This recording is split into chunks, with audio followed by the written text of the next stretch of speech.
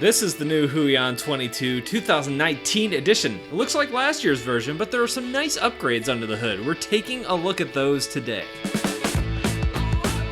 I would like to thank today's sponsor, the .site domain extension. They hooked me up with a brand new domain name. If you want to reach my site, all you have to do is type in brad.site. That's it. You don't have to remember my last name or anything. I'd like to thank them for the sponsorship, and if you'd like to learn more right now, there's more information down below in the description, and I'm going to be talking about them a little bit more in a minute. Until then, let's get on with the video. So what do you do if you already have a pretty good product that people like? Well, you tweak it and you put out the new version next year. That's exactly what Huion has done with their latest, the Kamvas Pro 22, and that's a good thing. This is a pen display. It's a monitor that you plug into your computer and you can draw on it using the included pen. It's big though. It's 21.5 inches. The screen is from corner to corner. It's full HD 1920 by 1080 pixels, and it has a pen with 8,192 levels of pressure sensitivity. A lot of folks ask in these videos if this can be used without a computer. The answer is no. It needs to be plugged into a computer. It also needs to be plugged into a wall for power, so it's not really portable. And since it's so big,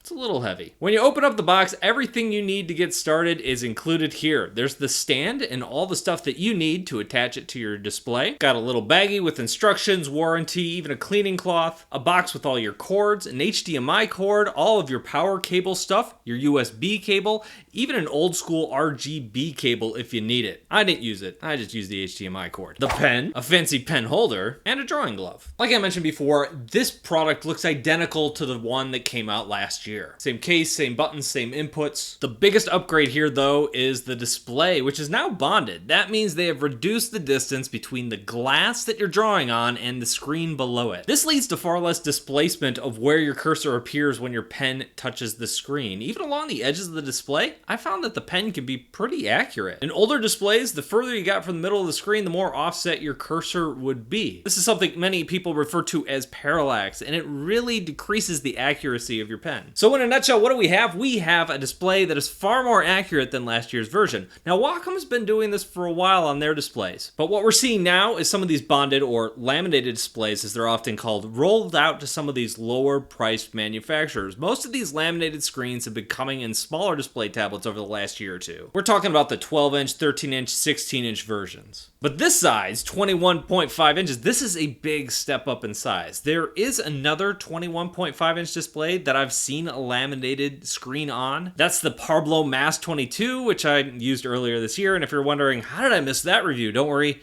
you didn't. I didn't make a review because I never actually got that one to work. So as far as I'm concerned, this is the only 21.5-inch budget-friendly laminated display tablet on the market right now. The Kamvas Pro also boasts an etched glass screen, so it's not glossy, gives the screen a little bit more texture when you're drawing on it. I prefer this to drawing on a slick, glossy screen. I feel like it gives me a lot more control when I draw. In fact, I like the feeling on drawing on this kind of texture so much that I end up putting screen protectors on many of the devices like my iPads or Android tablets that have a slick glass glossy screen. I do that in order to simulate this kind of feel. Now, the downside with these kind of screens is that any texture on a screen is going to reduce your clarity a little bit. It's going to refract the light that each pixel produces. This is going to create slight graininess when you look closely at the screen. It doesn't bother me, and in general, it's a trade-off I'm more than happy to make for that increased control of drawing. But I bring it up because I've gotten comments from some artists that this sort of thing drives them nuts, especially if clarity and super accurate colors are important to you. The colors on this display have seen a boost too. Now there is 120% sRGB gambit compared to last year's only 100%. We also get a faster response rate, going from 14 ms all the way down to 8 ms. One thing worth noting here is that this is only an HD screen that's 1920 by 1080 pixels. Pretty standard for this kind of display at this price point, but at the same time, it's worth noting that if you see this on a 12, 14, even a 16-inch display,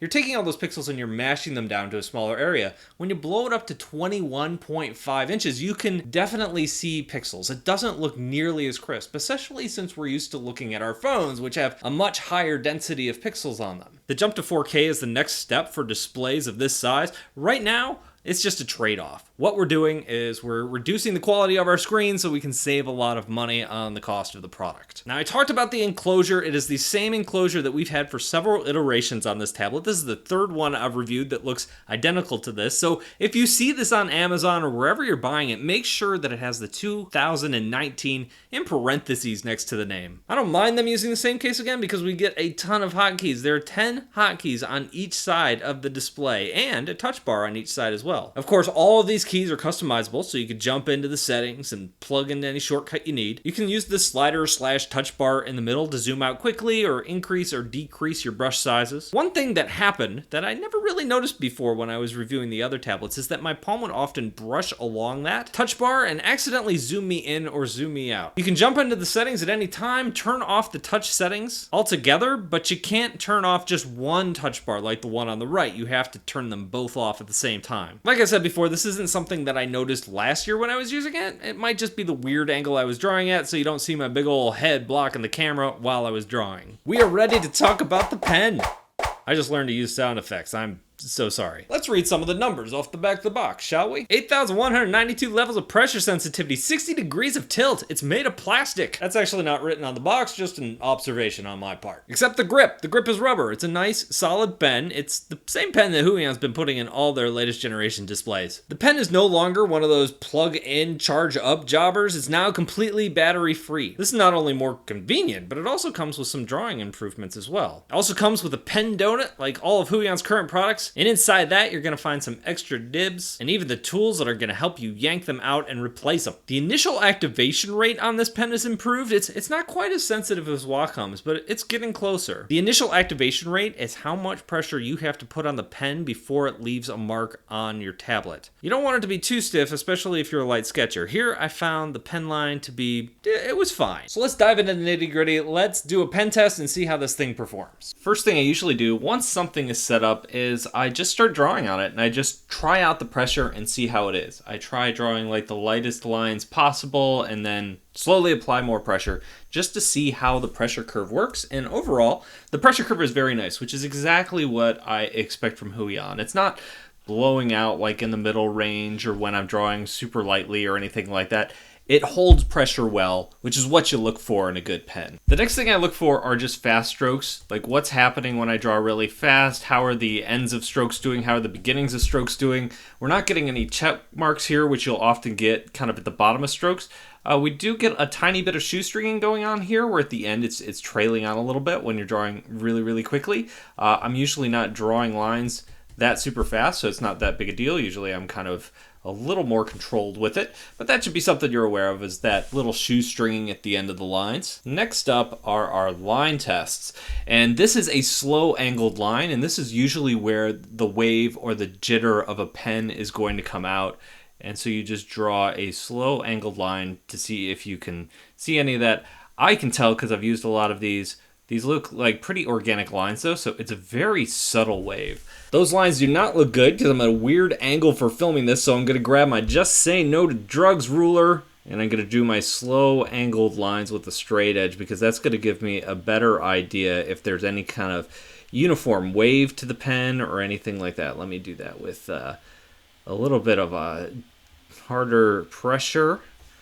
And so it is really subtle, and this is something that Huion's pens have become better at. I could definitely see it here and there in this pen. There is kind of a little bit of a uniform wave happening. It is so subtle that I bet a lot of people aren't going to notice. If you're doing really, really clean pen lines, that's probably something that you're going to pick up from time to time. If you're going around a curve, you're going to say, that's more wave than I expected. But by and large, for this kind of budget-priced display, these lines are very good. I would like to take a moment to talk about today's sponsor, the .site domain extension. As an illustrator, you want to put your work in the best light. If it's your personal brand, a project you're working on, a business, you can use a .site domain name. I did. I moved over from bradcolbo.com to brad.site. So much easier to remember. Nobody's got to spell my last name. It's short, it's simple, it's sleek, and most importantly, it's super easy to remember. You too can build your brand on a .site domain name. Just go to their site and search for your name or business. And if that's not cool enough, you can get a massive 50% discount on .site domain names. That is if you use the links down below and the code BradColbo. I want to touch on the stand because this is something Huion and other Cintiq alternatives do pretty well. Wacom charges a lot for their stands, or they just have little legs on the bottom of their displays, which aren't quite good enough. In the box, you're going to get a really solid stand. It even includes the little tools you need to screw it in, so you don't have to search your entire house for a Phillips head screwdriver. Just me? Y'all know where you keep your Phillips head screwdrivers at all times? Okay, cool.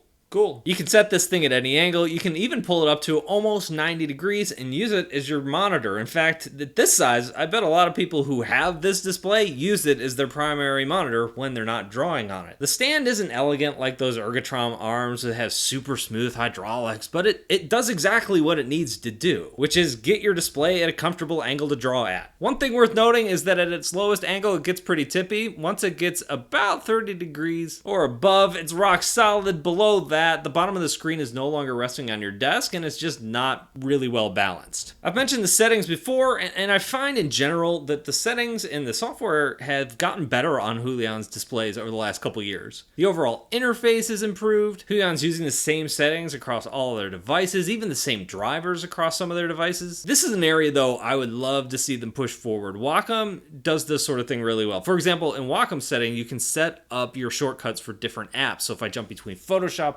to Illustrator, I can set my hotkeys specifically for those apps, so I don't have to jump back and forth between the settings. It's not a must-have, but man, it'd be nice. Now we're on to the pros and cons. What's good about this tablet? What's not good about this tablet? The pros, we got to talk about the screen. Obviously, there's a big improvement here. It's great to see a laminated screen and a pen display of this size. This really is the big improvement. It's almost 22 inches, so having this much room to draw it's really nice, especially at this price point. The pen quality is good, and overall, my feelings here are just that this is a good product. It is not a great product, it's a good product, and there's nothing wrong with that. And like I said, when you factor in the price, it's a good value. Our biggest cons have to be the drivers. I usually don't bring up the drivers because some people have no problem with the drivers, other people have a lot of problems with the drivers. It can be really hard to tell if there's really a problem going on there or if it's just me being dumb with technology. My general rule is that if I can get it to work, then I'll give the manufacturer the benefit of the doubt. And all in all, these drivers don't give me as many problems as Huion has in the past, but the one thing that I did kept running into in the time that I was using it, at least on the Mac, is that the pen on the display just stopped working if I didn't use it for a while. It was pretty easy to fix. All I had to do was reboot my computer and it worked fine, but I had to do that twice in the 3 or 4 days that I was using it, which seems a little excessive. It's a little thing, it might be a Brad thing and no one else will experience it, but I'll bring it up as a con. Ultimately, if you're looking to upgrade to a larger size or you just need something with more space in it, this isn't a bad place to look if you can't afford to spend thousands of dollars to buy something that Wacom makes. And overall, there's absolutely nothing wrong with this product. I mean, the pen is good, the screen is good, the lamination is great. It's just that nothing really rises above that level of good. And ultimately, it's a measure of how much you're spending for what you get, and I think you're getting something good for the amount of money that you're spending. Thanks for watching. You may have noticed I'm changing my setup around a little bit. I've gotten some new desks, I've gotten some new places to film. I'm probably going to be doing a tour, but not on this channel, probably in my email newsletter. So if you want to subscribe down below, check that out. Probably be coming in the next couple weeks because I've got some more stuff to do in here before I do that. Anyway, thanks for watching, and I'll see you in a couple of days.